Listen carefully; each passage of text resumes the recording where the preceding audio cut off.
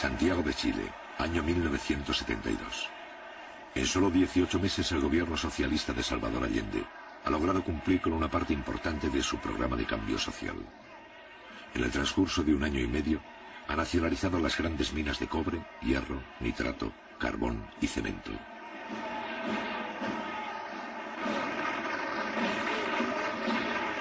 En este periodo, el Estado consigue controlar la mayoría de las principales empresas monopólicas del país.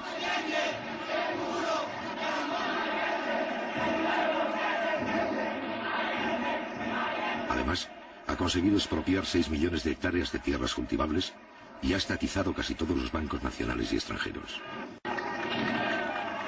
Por su parte, durante estos 18 meses, el gobierno norteamericano y la oposición interna han obstaculizado seriamente la gestión del gobierno. A pesar de ello, Salvador Allende continúa recibiendo un apoyo resuelto de amplias capas de la población.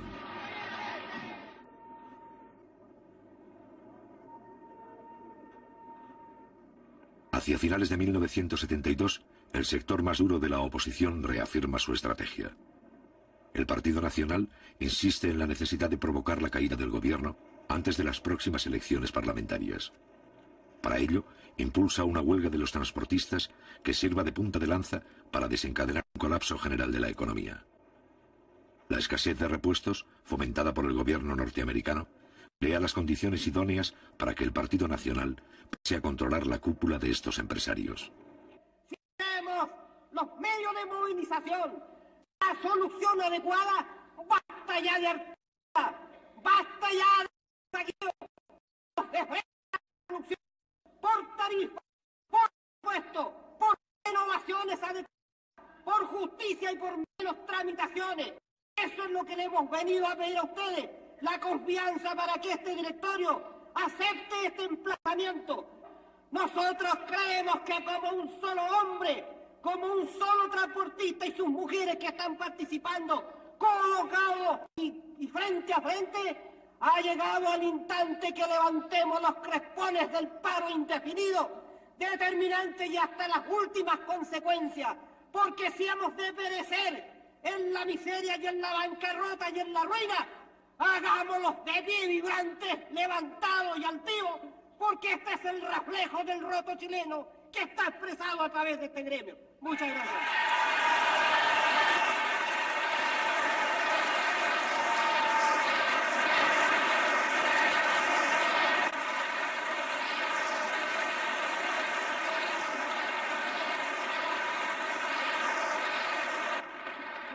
Fue así, señores empresarios, como el directorio de la Confederación dio las instrucciones correspondientes a todas nuestras organizaciones gremiales para que a contar de ayer martes de las 0 horas se paralizaran los servicios de todo Chile.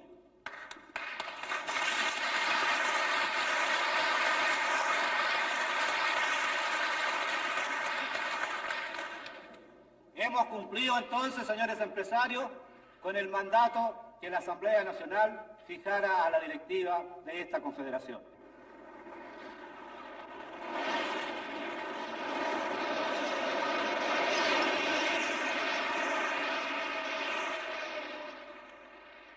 El 11 de octubre de 1972 se inicia el primer paro de los transportistas.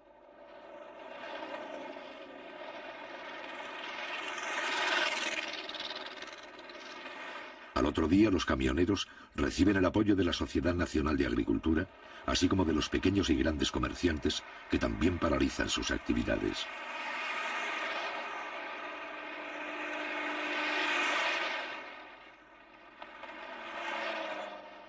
El 14 de octubre en la noche, el Partido Demócrata Cristiano también resuelve apoyar la huelga.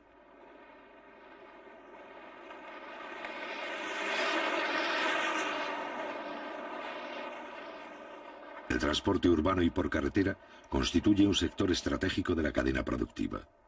La ausencia de vehículos desarticula el suministro de materias primas e interrumpe la distribución a escala nacional. Según revelaciones posteriores del New York Times, el principal apoyo económico para la huelga proviene del gobierno norteamericano.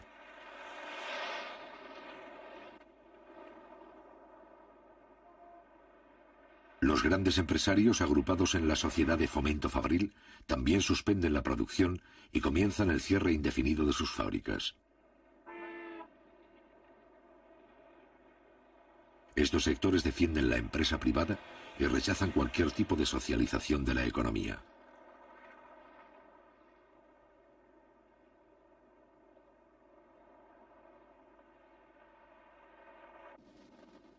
La industria chilena está agrupada en una institución que se llama la Sociedad de Fomento Fabril, institución de la cual yo soy presidente.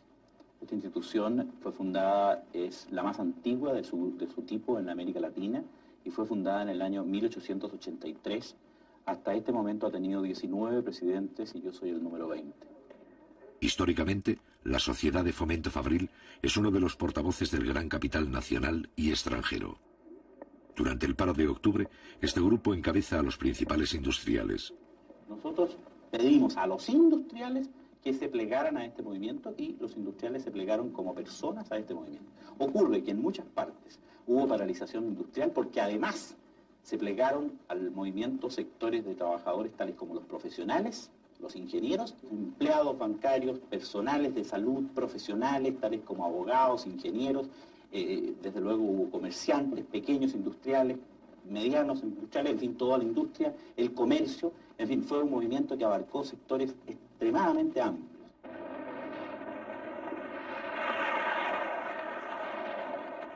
En Santiago, el 70% de los autobuses particulares deja de trabajar. Las comunicaciones urbanas del país entran en crisis. Los trabajadores sacan a la calle los camiones de las fábricas e improvisan una forma de transporte mínimo. Ante la emergencia, combaten la huelga desde su inicio.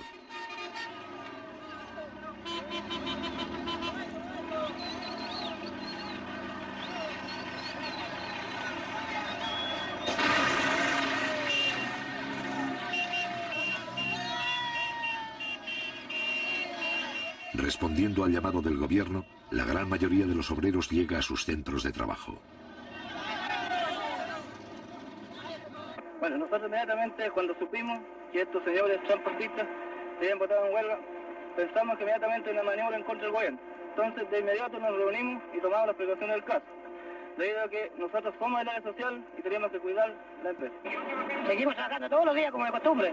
Llegamos atrasados a la pega, pero llegamos. ¿En qué se venía?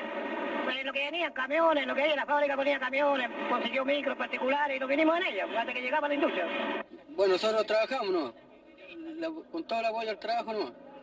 Cuando no había movilización, ¿en qué venía? Veníamos al micro y a veces como podíamos, a pie o cualquier cosa, pero la cosa era llegar aquí. Unos compañeros trabajaron aquí, que prestaron los camiones para venir a trabajar, así que en eso los vinimos. Los vinimos, los fuimos. No, nunca. No separamos.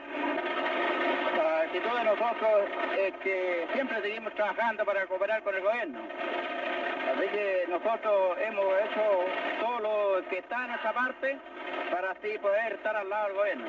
Claro, justamente. Nunca nosotros nos faltaban los paros. Siempre hemos estado aquí derecho, como tabla. Que un paro sedicioso, ¿no? ¿Y cómo respondieron los trabajadores? Trabajando, como normalmente, todos los días. Incluso hubieron personas mamitas que vinieron con su guaguita en brazos a trabajar y otras incluso esperando familia.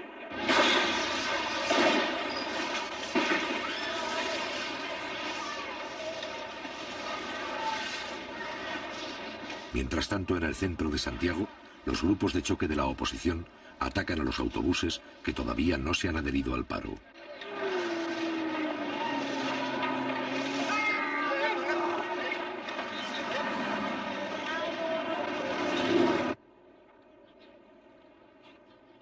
En los barrios residenciales, la mayor parte de los ejecutivos, ingenieros y técnicos de las industrias permanecen en sus casas apoyando resueltamente la huelga. Actualmente, yo soy presidente de la Confederación Única de Profesionales de Chile, que agrupa a unos 50.000 profesionales, trabajadores con calificación profesional que prestan sus servicios en distintas industrias o reparticiones del país. Este tipo de organizaciones gremiales, supuestamente apolíticas, actúa en estrecha colaboración con los partidos opositores.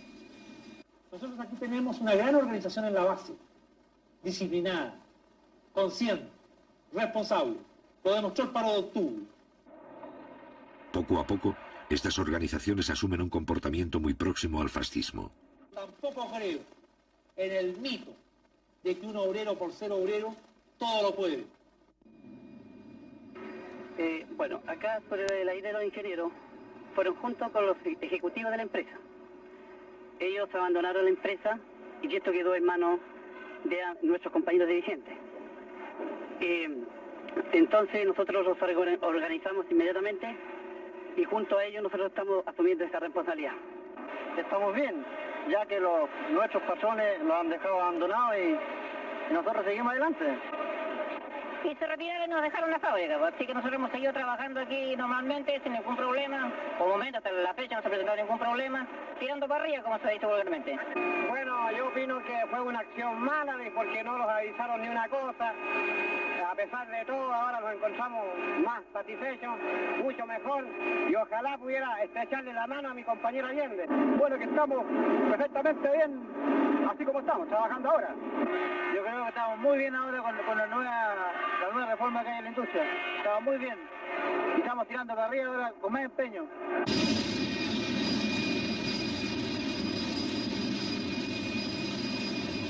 En las fábricas, los obreros de mayor experiencia pasan a dirigir las operaciones principales.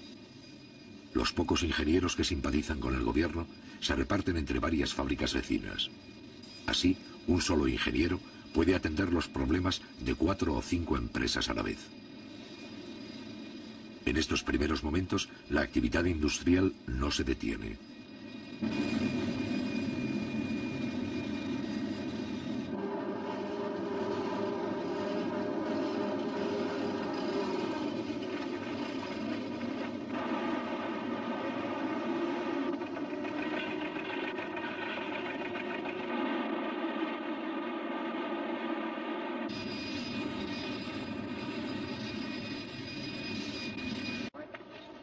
La oposición incrementa el acaparamiento de productos de primera necesidad.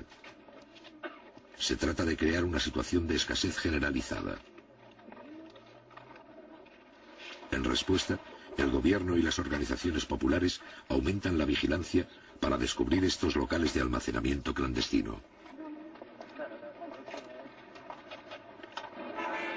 A pesar de todo, la población encuentra serios problemas para adquirir los productos disponibles.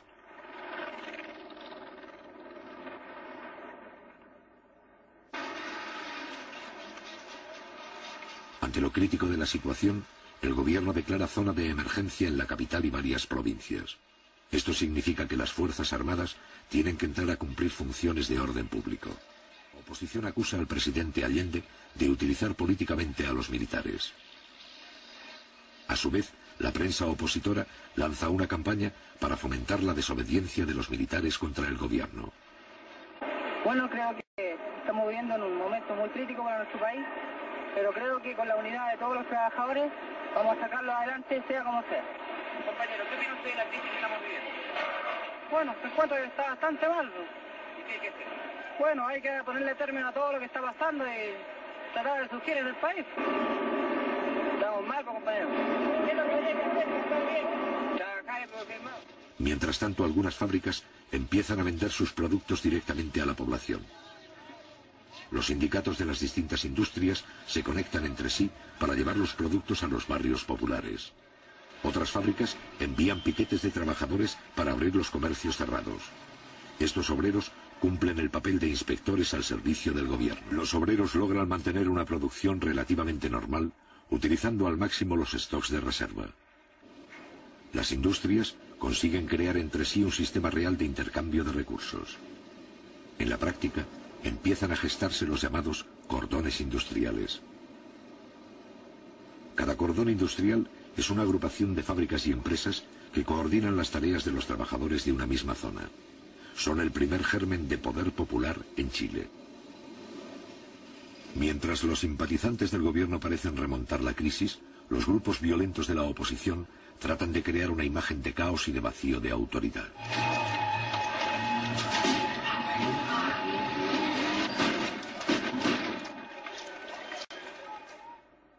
El día 23 de octubre, el movimiento patronal empieza a mostrar algunos síntomas de cansancio. En las fábricas, la situación de los obreros también es complicada, pues los stocks de reserva están cerca del agotamiento. Frente a esta situación, Salvador Allende crea las condiciones políticas para un entendimiento con la democracia cristiana. Con este fin, incorpora en el gobierno a los comandantes en jefe de las Fuerzas Armadas.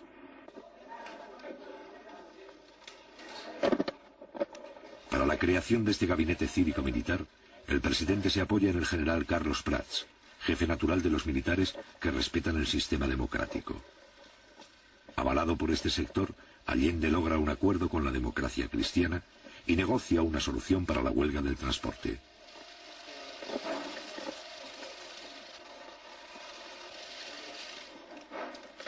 Un amplio sector de trabajadores de izquierda interpreta la presencia de los militares como una posibilidad de aplicar mano dura contra la oposición.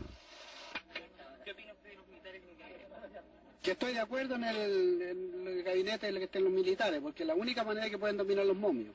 Porque una mano dura es lo que quieren los momios. ¿Qué opina usted de los militares en el gobierno? Se demoraron mucho en ponerlo, ya debían haberlos puesto al principio. ¿Para qué? Para solucionar todos los problemas que están sucediendo. Yo estoy muy de acuerdo también con los militares. Estoy muy de acuerdo. Al contrario, debían de haber puesto más en el ministerio. ¿Usted cree que los militares están con el pueblo? Claro, están con el pueblo hoy día. Están todos con él. Por eso, ¿ah? ¿Cómo sabe usted? Sabemos porque, en primer lugar, las fuerzas reaccionarias no pudieron dar vuelta a todas las Fuerzas Armadas. Así que sabemos demasiado de que están con el gobierno y con el pueblo. Con la declaración que hizo ayer el general, sabemos demasiado que es una garantía para nosotros. No me ha gustado nunca los militares del gobierno a mí. Por la sencilla razón de que los sistemas democráticos son ajenos a los militares. ¿Y por qué entonces acompaña Allende a recurrir a los militares? Me imagino que el momento era demasiado grave, entonces era necesaria por un momento circunstancial nada más. La autoridad era para poner orden, pero que no sea permanente, esto que sea por un poco tiempo nomás. El 10 de noviembre de 1972, el gabinete cívico-militar logra poner fin a la huelga. Para el gobierno norteamericano y la oposición interna, se trata de un fracaso. Aunque ocasionan al país un gran daño económico, no consiguen derribar al gobierno, que era su objetivo principal. Para un amplio sector de trabajadores, la experiencia de octubre servirá de base para el crecimiento del poder popular. A mediados de 1973, en las principales ciudades del país se han creado 31 cordones industriales, de los cuales 8 pertenecen a Santiago. Cuando surgen conflictos con los patrones, especialmente dentro de las empresas pequeñas, los trabajadores afectados reciben el apoyo inmediato del cordón al cual pertenecen. Esta solidaridad permite a los pequeños sindicatos contar con mayor respaldo para enfrentar a los patrones. Ellos se han pisado la huasca una vez más. Ahora estamos todos organizados, estamos conscientes y los trabajadores hemos abierto más los ojos. ¿Qué opinan los cordones industriales? Que son muy importantes. ¿Por qué? Porque creo que es realmente el verdadero poder de las comunas organizadas. Más tarde, se empiezan a organizar los llamados comandos comunales como otra forma de poder popular. Estos comandos aglutinan a todos los componentes de una misma comuna, es decir, estudiantes, amas de casa, obreros, pobladores y campesinos. ¿Qué piensa tú de los comandos comunales? Bueno, creo que en este momento coyuntural son la solución orgánica para el problema del abastecimiento y para el problema de unir a toda la clase proletaria a través de las comunas y a través de la provincia, tanto como para un posible enfrentamiento, para el enfrentamiento diario que se está dando a través del proceso, como para las soluciones concretas que hay que dar como abastecimiento popular, problemas de higiene, problemas de salud y de vigilancia en contra de la burguesía.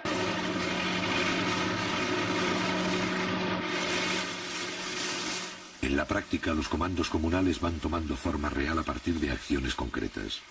En este caso, los obreros del cordón Cerrillos y los campesinos del pueblo de Maipú resuelven ocupar por la fuerza 39 predios agrícolas mal explotados. Estos terrenos podrían ser una de las principales fuentes de abastecimiento para la capital.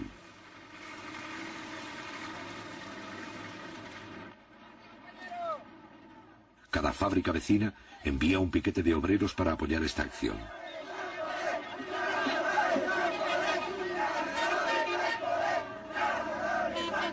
Es la primera vez que los trabajadores urbanos van a tomar parte en una movilización campesina. Esta operación unitaria echa las bases reales de un comando comunal.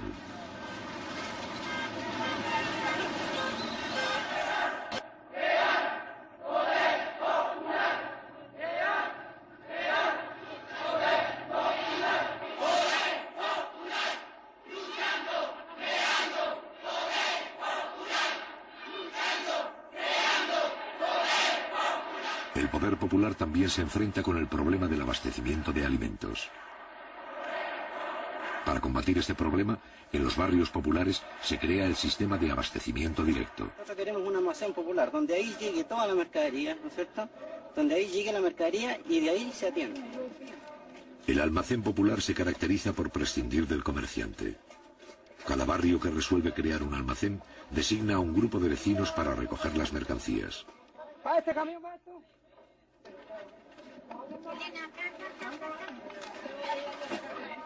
¿Qué más falta por cargar? El arroz, la cebolla, cochayuyo, fideo, fósforo, harina, salsa de tomate. Los alimentos son suministrados por la empresa distribuidora nacional, DINAC, la única controlada por el gobierno. A pesar de que el 70% del negocio de la distribución está en manos de los adversarios de Allende, esta empresa consigue resolver las necesidades más urgentes de los barrios populares. Los mismos vecinos alquilan un camión para transportar los productos al sitio de venta. Esta operación se realiza una vez por semana. ¿Qué opina usted de la situación que estamos viviendo ahora, compañero? Bastante difícil estamos, compañero. Bueno, con las cosas que todos vemos, porque según el gobierno ayer, las mismas compañeras que estuvieron con él le decían que pusiera mano dura y el gobierno no puede poner mano dura porque no tiene mayoría en el Congreso. Y eso es lo más grave que tienen nuestro compañero presidente en estos momentos. Y voy a defender a nuestro gobierno porque nosotros sabemos de que el gobierno es el pueblo y que tenemos que defenderlo. Así que yo, por eso le digo, miedo yo no tengo, porque yo ya estoy decidido ya. Que se lo he dicho a mi misma señora. Usted tiene 2 niños y los niños están grandes, bueno, usted terminará de criar los niños y si a mí muero por algo, bueno, quiero morir defendiendo la causa nuestra como obrero y como que hemos sido explotados toda la vida nosotros.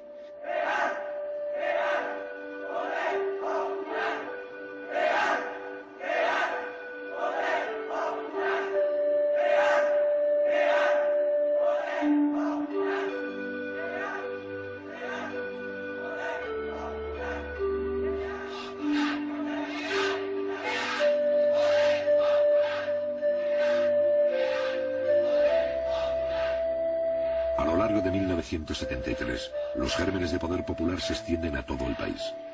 Grandes sectores de la población asumen una actitud cada vez más creativa para apoyar al gobierno y sobrevivir a la crisis.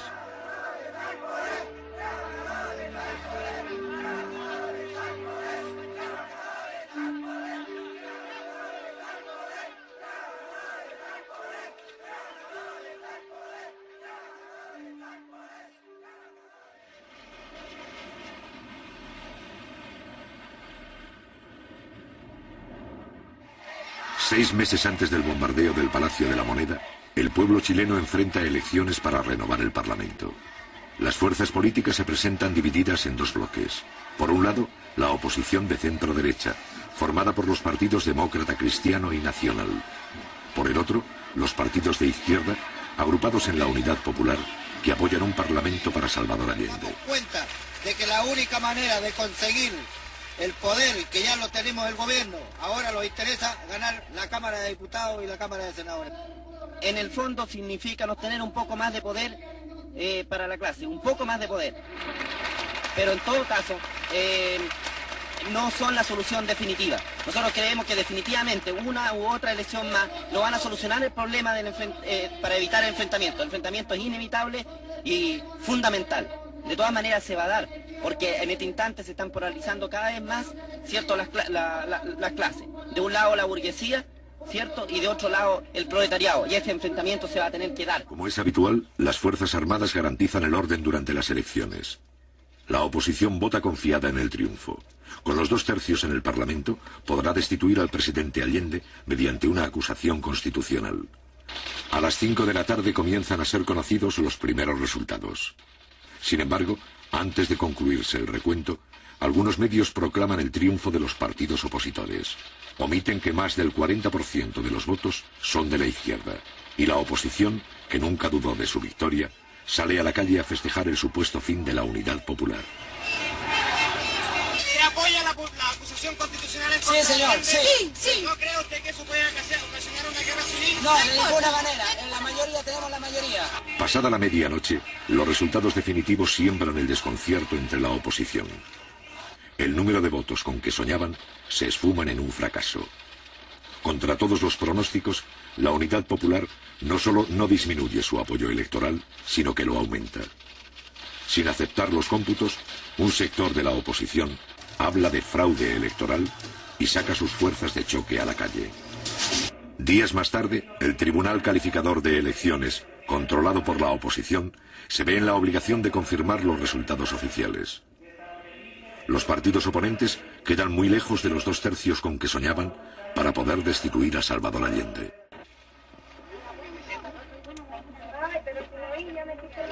Gracias a una denuncia de un vecino, acá en la unidad vecinal número 8 de la séptima comuna, aquí en Copiapó 319, se descubrió que se encontraban acaparados 20 toneladas de azúcar, 400 cajas de confort, 500 cajas de detergentes, 100 cajas de Nescafé, 100 cajas de leche condensada, 50 cajas de salmón, arroz en grandes cantidades. Claro, esto va a ser vendido acá a los vecinos de este sector, que ya se han agrupado una gran cantidad. Seguramente esta venta va a durar aproximadamente unos 3 días. Establece las JAP o Juntas de Abastecimiento y Precios. En teoría, las JAP son organismos vecinales para fiscalizar la distribución de alimentos y denunciar a los comerciantes especuladores.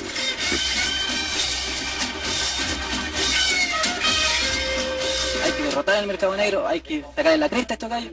Aquí hay que llegar y cerrarles un negocio, meterlo en la cárcel. Los principales objetivos de la oposición y del bloqueo norteamericano son desarticular la entrega de alimentos, agotar los stocks de reserva y sabotear las siembras para aumentar la escasez de productos de primera necesidad.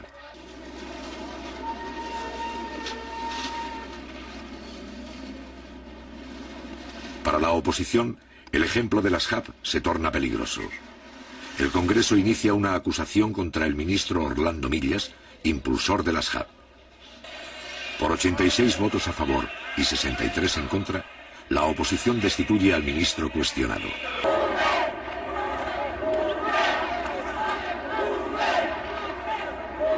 Poco tiempo después, el Congreso inicia un intento de acusación contra todos los ministros del gobierno.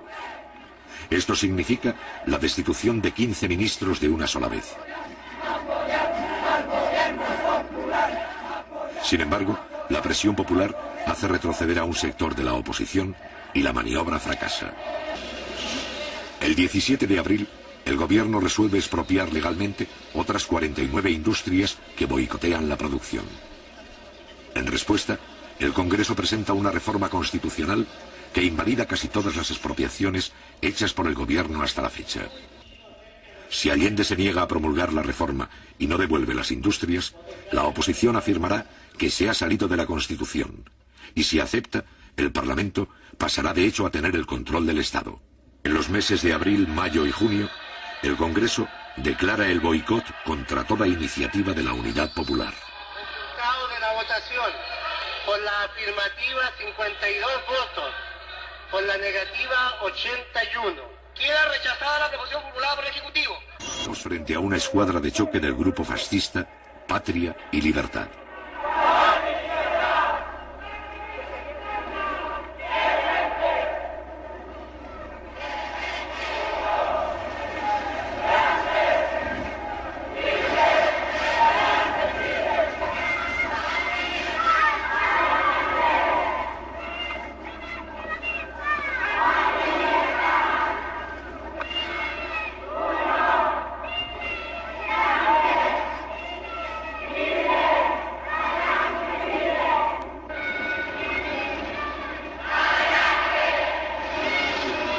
El conflicto institucional por sí solo no es suficiente para justificar un golpe de Estado. También es necesario provocar la violencia y el caos social. Este es el objetivo principal de esta organización. Patria y Libertad constituye una ínfima porción del movimiento de masas de la derecha, pero su ideología fascista gravita sobre algunos partidos opositores y las Fuerzas Armadas.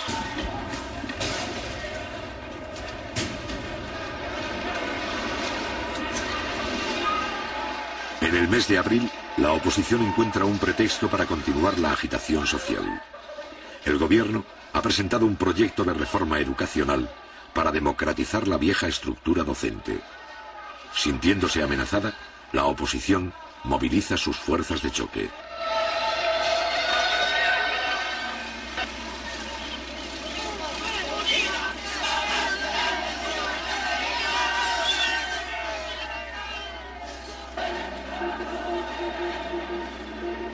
El 27 de abril, la Central Única de Trabajadores convoca un acto de masas en apoyo del gobierno. Mediante la presencia de los obreros, se trata de impedir que las calles de Santiago continúen en poder de los agitadores de la oposición.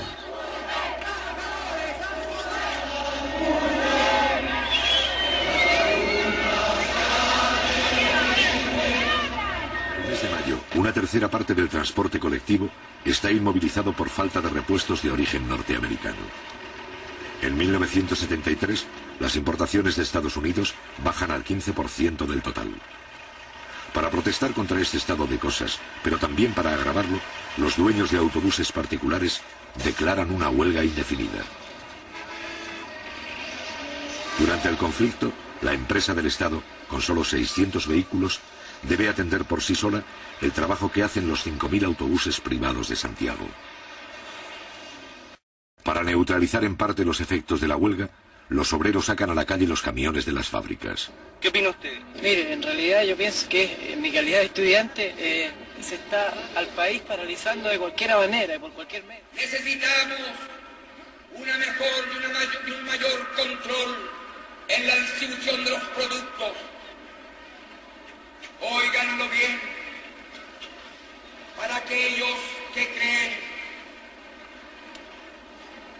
que yo a veces vacilo, hay que fortalecer el poder popular, los centros de madre, la junta de vecinos, la junta de abastecimientos y precios, los comandos comunales, hay que fortalecerlos, hay que fortalecer los cordones industriales, pero no como fuerzas paralelas al gobierno, sino como fuerzas populares, junto a la fuerza del gobierno de usted, el gobierno popular.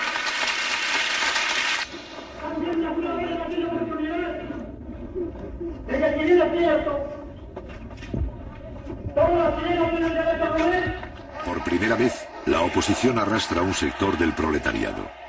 En la mina El Teniente, 80 kilómetros al sur de Santiago, una parte de los trabajadores se declara en huelga por causas económicas. Tradicionalmente bien pagados, los mineros del cobre son la aristocracia obrera de Chile. Para la oposición, el objetivo del conflicto es paralizar la mina. Un 20% de las divisas de Chile se producen aquí. Para los dirigentes de la huelga, es importante que haya víctimas y acusar al gobierno de represión.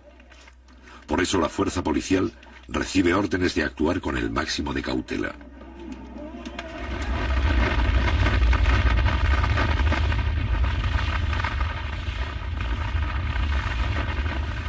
En la mina de Chuquicamata, el 16 de mayo, los trabajadores rechazan un paro en solidaridad con el teniente. En la mina El Salvador ocurre lo mismo. La oposición fracasa en su intento de ampliar la huelga a las otras minas de cobre.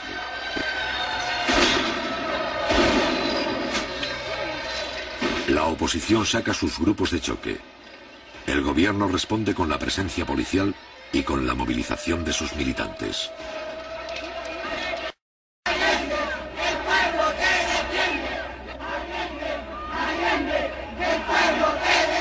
Compañero, yo estoy aquí a las 7 de la mañana, compañero, por una convicción primero. Soy padre de 12 hijos.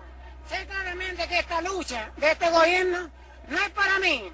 Son pocos los días que me quedan de lucha y de sacrificio. Es para mis hijos. En el Teniente, el 93% del personal ha vuelto a su trabajo.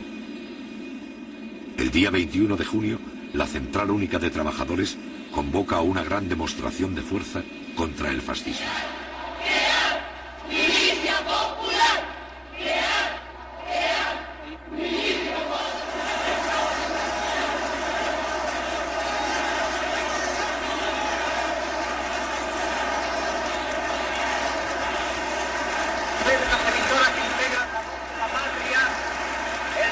Trabajador de la nación, el presidente de la República, compañero Salvador Allende Gómez. Mientras en el centro de Santiago se concentra 500.000 de manifestantes, cerca de allí, vigilados por la fuerza pública, los últimos huelguistas siguen el acto desde los techos de la Universidad Católica.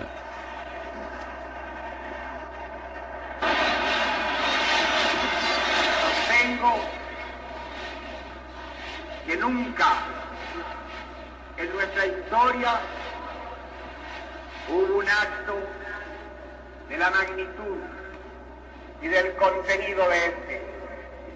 Ha habido que innovar en todos los métodos para poder tener siquiera y aproximadamente una dimensión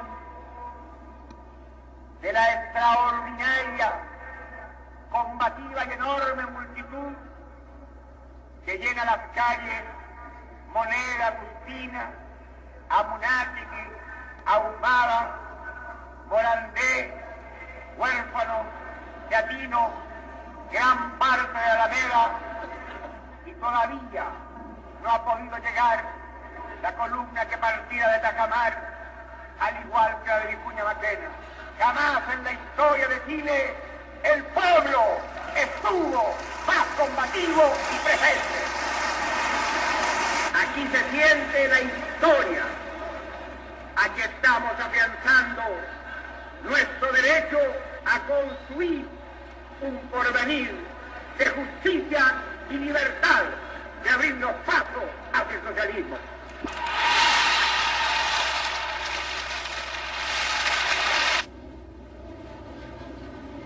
Una semana más tarde, la huelga del cobre ha terminado.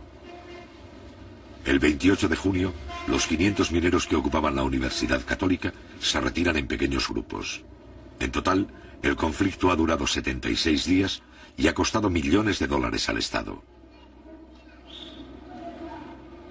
Concluida esta huelga, se puede decir que los adversarios de Allende lo han ensayado casi todo para derrocar su gobierno.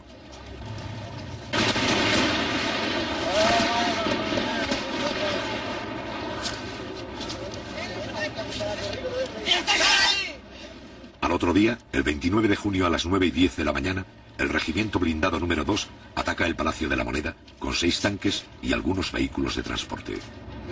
A las 9:30, el Parlamento, el Poder Judicial y los partidos opositores guardan silencio. El resto de las Fuerzas Armadas no secundan la acción. Un poco más tarde, Leonardo Henriksen, camarógrafo argentino, filma su último plano. No solo registra su propia muerte, también registra, 2 meses antes del golpe final, la verdadera cara de un sector del ejército chileno.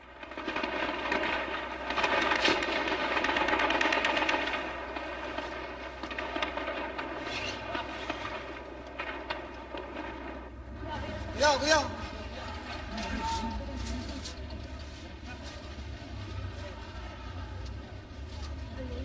Cuidado, cuidado, que sale aquí.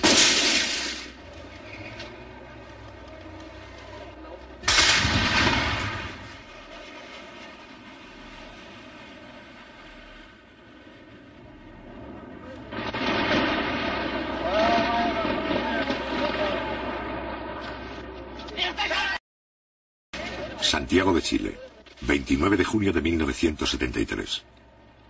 Al no poder destituir constitucionalmente al presidente Allende, la estrategia del gobierno norteamericano y la oposición chilena pasa a ser la estrategia del golpe de Estado. A las 9:10 de la mañana, un solo regimiento ataca el Palacio de Gobierno con 6 tanques y algunos vehículos de transporte. Sin embargo, las tropas golpistas no reciben el apoyo del resto de las Fuerzas Armadas. Al cabo de un breve enfrentamiento, los tanques sublevados inician la retirada. El comandante en jefe del ejército, general Carlos Prats, dirige en persona las operaciones. Los generales Pickering, Sepúlveda y Prats encabezan el grupo de oficiales más resueltos en sofocar la asonada. En cambio, otros altos mandos se limitan a permanecer expectantes. Tal es el caso de Augusto Pinochet, más tarde jefe del gobierno militar, que esta vez se suma a las fuerzas leales. A las 11:30 horas, el general Carlos Prats asegura al ministro de Defensa la rendición de los alzados y señala la ubicación de sus propias tropas. Pero tienen que entender cuál es la real posición de este gobierno. No voy porque sería absurdo cerrar el Congreso. No lo voy a hacer.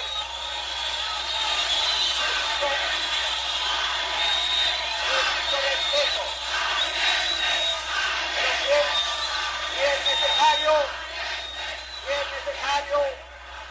enviaré un proyecto de ley para llamar a un plebiscito para que el pueblo se... Al otro día, Allende solicita al Congreso la aplicación del estado de sitio. Durante los 3 gobiernos anteriores, la implantación del estado de sitio ha sido autorizada 2 veces. El estado de sitio, principal instrumento legal para afrontar una situación de emergencia, no es autorizado. El 2 de julio, el mismo día en que el Congreso rechaza el estado de sitio, la oficialidad de la Armada ordena a sus tropas efectuar un allanamiento en Valparaíso.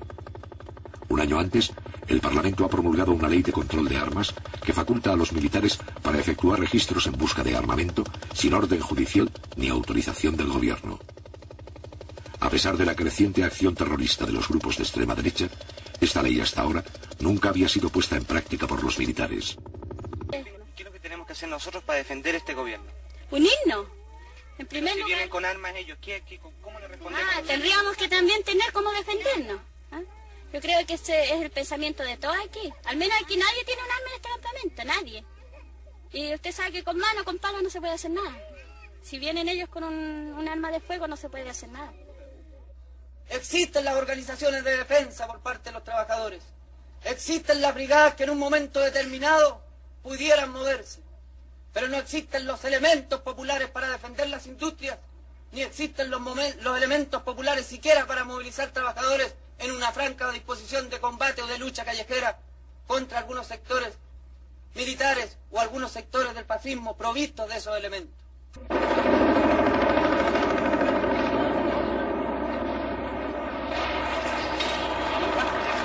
El 19 de julio, el regimiento Arauco ocupa la central de trabajadores en la ciudad de Osorno. Al otro día, personal de la Marina realiza otro allanamiento en Concepción. En ambos casos no se encuentran armas. El día 19 de julio, la Escuela de Infantería allana una fábrica en el pueblo de San Bernardo. Sin excepción, todos los sectores de la izquierda reconocen la necesidad de preparar la defensa armada del gobierno. Pero la falta de dirección única impide la formulación de un plan conjunto. Días después, Patricio Aylwin, más tarde presidente de Chile, y Osvaldo Holguín, jefes máximos de la democracia cristiana, llegan al Palacio de Gobierno para entrevistarse con el primer mandatario.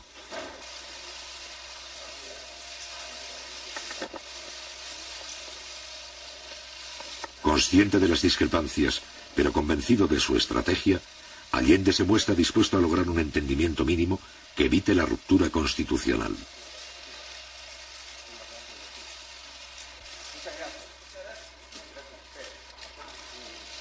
La posibilidad de un cierto acuerdo entre Allende y la cúpula demócrata cristiana causa una profunda inquietud entre los adversarios más irreconciliables del gobierno.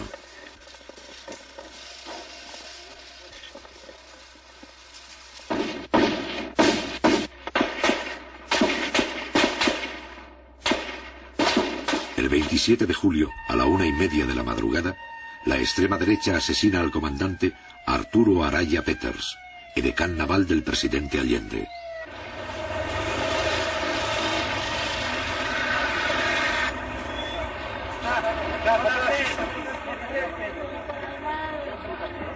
La violencia alcanza a un oficial directamente vinculado al presidente de la República, justo en el momento en que la democracia cristiana acepta dialogar con Allende. Hombre de confianza del presidente, Araya se había convertido en el principal enlace entre el gobierno y los oficiales constitucionalistas de la Marina.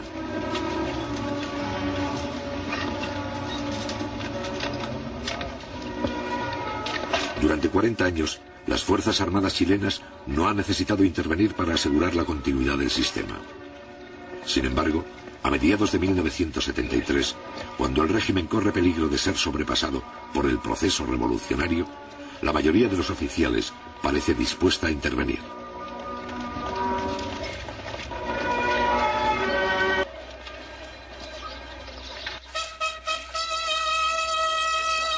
Para Raúl Montero, jefe de la Armada, defensor de la Constitución, la muerte de Arturo Araya significa la pérdida de uno de sus mejores oficiales constitucionalistas. Para Allende, este es uno de los peores momentos que debe afrontar durante su mandato. Para José Toribio Merino, más tarde miembro del gobierno militar, la muerte del edecán no altera sus planes.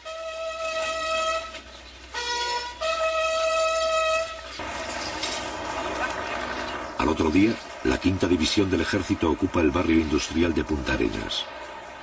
Hasta la fecha, los militares han realizado 27 allanamientos en todo el país sin encontrar armas.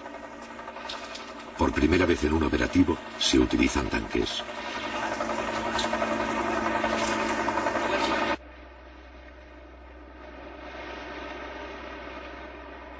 Durante esta semana, los empresarios del transporte declaran un paro por tiempo indefinido. Con esta huelga, la extrema derecha desea precipitar el caos económico y sabotear el diálogo del jefe de Estado con la democracia cristiana.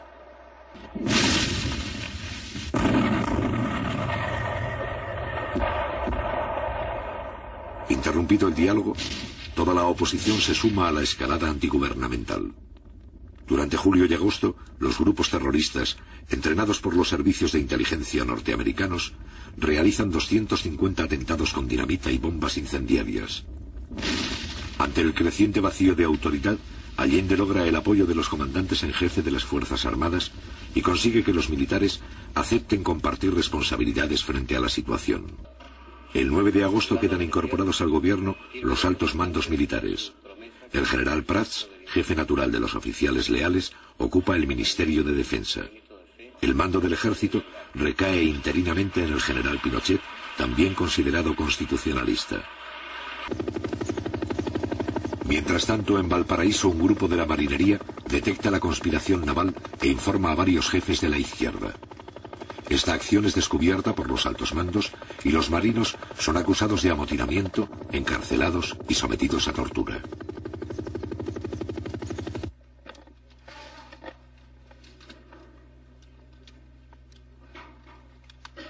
Mediante un acuerdo en la Cámara de Diputados, la oposición rompe definitivamente el 22 de agosto con el régimen constitucional. Este acuerdo, sin fuerza legal, señala que el gobierno estaría quebrantando la Constitución y representa un abierto llamado a la intervención militar. Aprobada por mayoría simple, esta declaración justifica la rebelión castrense y concede legitimidad al golpe de Estado. A partir de ese momento, los hechos se precipitan. Un grupo de mujeres se congrega frente a la casa del comandante en jefe del ejército, general Carlos Prats, jefe natural de los oficiales que respetan el sistema democrático. La manifestación, donde participan las esposas de 6 generales, es para señalar a Carlos Prats de que ya no tiene el apoyo de la cúpula militar. Al otro día, la Junta de Generales le niega su respaldo y Carlos Prats resuelve presentar la renuncia.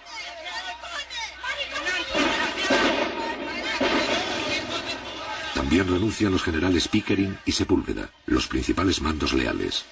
Augusto Pinochet, que aparece como un militar profesional y respetuoso de la Constitución, se convierte en el nuevo comandante en jefe.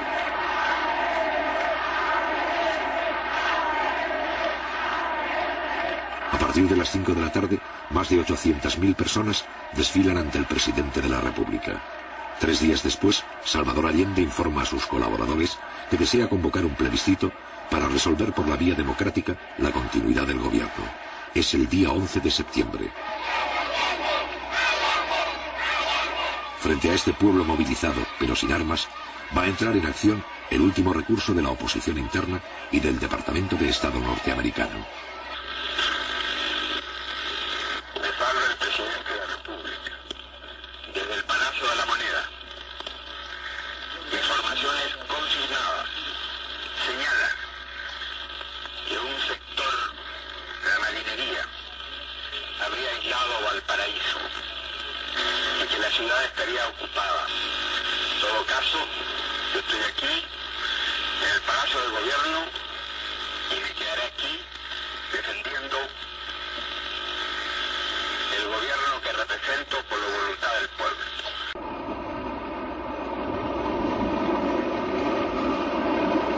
El 11 de septiembre, la Armada desencadena el golpe de Estado en el puerto de Valparaíso. Al mismo tiempo, 4 destructores norteamericanos se acercan a las costas chilenas para participar en la Operación Unitas y mantienen contacto permanente con los golpistas. A las 7:30, el presidente Allende ha llegado al Palacio de la Moneda para impartir las primeras instrucciones. La situación es crítica al no existir un plan conjunto para la defensa armada del gobierno. Durante la madrugada, la mayoría de los oficiales constitucionalistas han sido neutralizados. A las 8 de la mañana, algunos aparatos de la Fuerza Aérea empiezan a sobrevolar la capital. A las 8:20, los jefes de la sublevación exigen la renuncia del jefe de Estado y le ofrecen un avión para que abandone el país. A las 9:15, el presidente constitucional se prepara para combatir y habla nuevamente por radio. La Fuerza Aérea ha bombardeado las torres de Radio Portales y Radio Corporación. Ante estos hechos, solo me cabe decirle a los trabajadores, yo no voy a renunciar.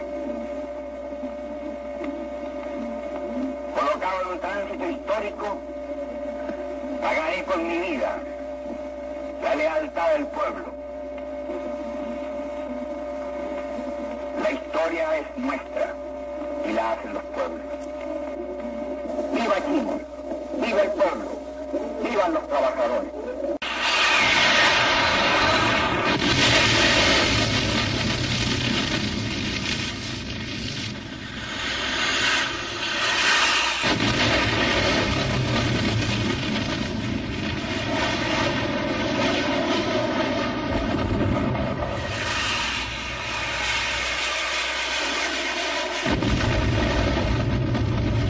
A las 2:15 de la tarde, el presidente Allende muere en La Moneda. A las 9 de la noche, los jefes de la sublevación se presentan públicamente al país.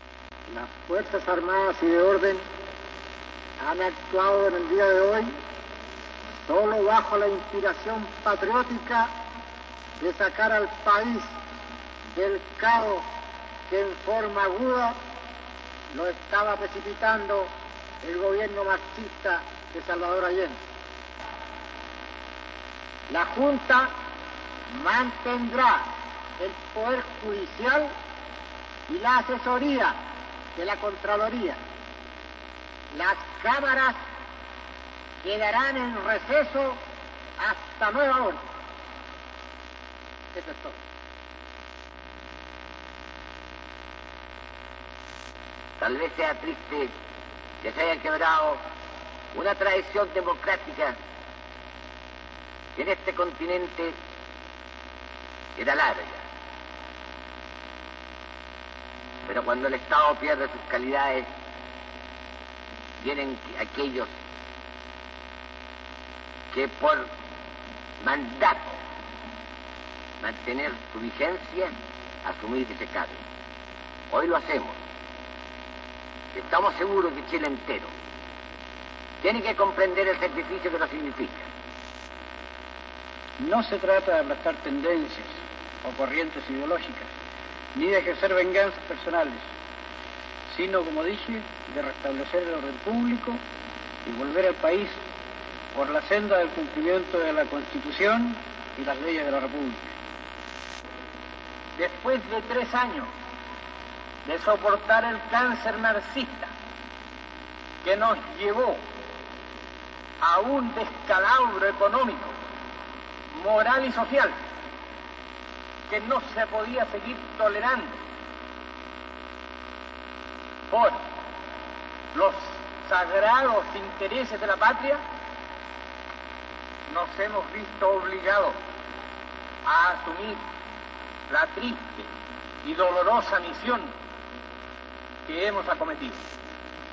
No tenemos miedo, sabemos la responsabilidad enorme que cargará sobre nuestros hombros, pero tenemos la certeza, la seguridad de que la enorme mayoría del pueblo chileno está con nosotros, está dispuesto a luchar contra el marxismo, está dispuesto a extirparlo hasta las últimas consecuencias.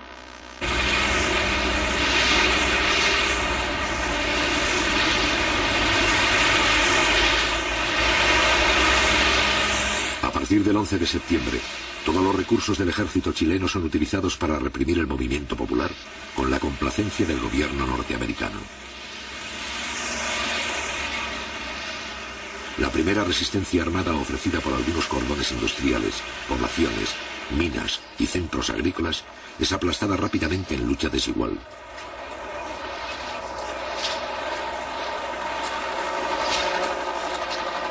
Cientos de personas pierden la vida y los principales campos deportivos se convierten en campos de concentración.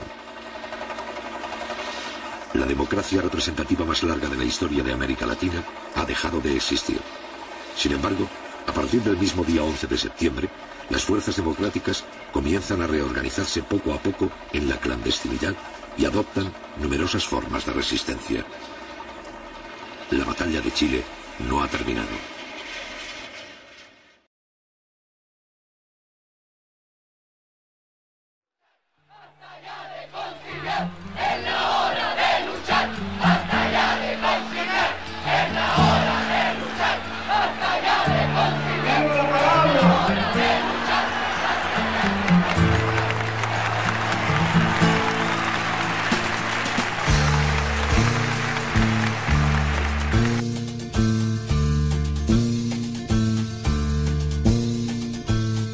Allí amé a una mujer terrible, llorando por el humo siempre eterno de aquella ciudad acorralada por símbolos de invierno.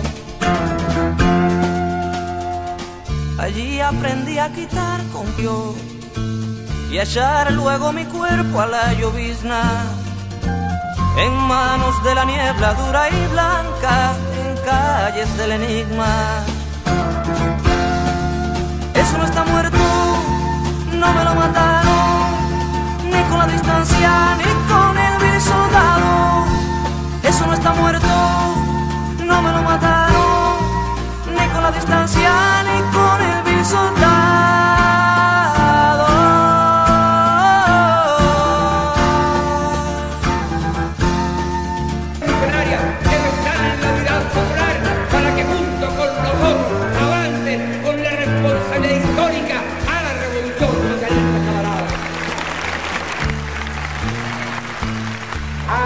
Fortalecer el poder popular. Allí entre los cerros tuve amigos que entre bombas de humo eran hermanos. Allí yo tuve más de 4 cosas que siempre he deseado. Allí nuestra canción se hizo pequeña entre la multitud desesperada. Un poderoso canto de la tierra era quien más cantaba. Eso no está muerto, no me lo mataron, ni con la distancia, ni con el vil soldado. Eso no está muerto, no me lo mataron, ni con la distancia, ni con el vil soldado.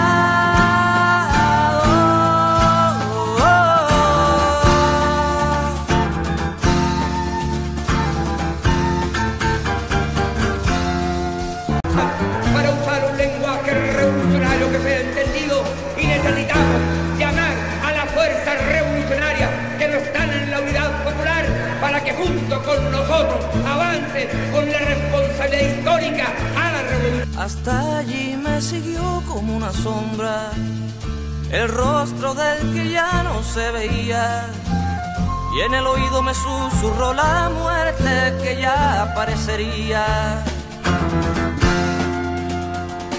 Allí yo tuve un odio, una vergüenza, niños mendigos de la madrugada, y el deseo de cambiar cada cuerda por un saco de balas. Eso no está muerto.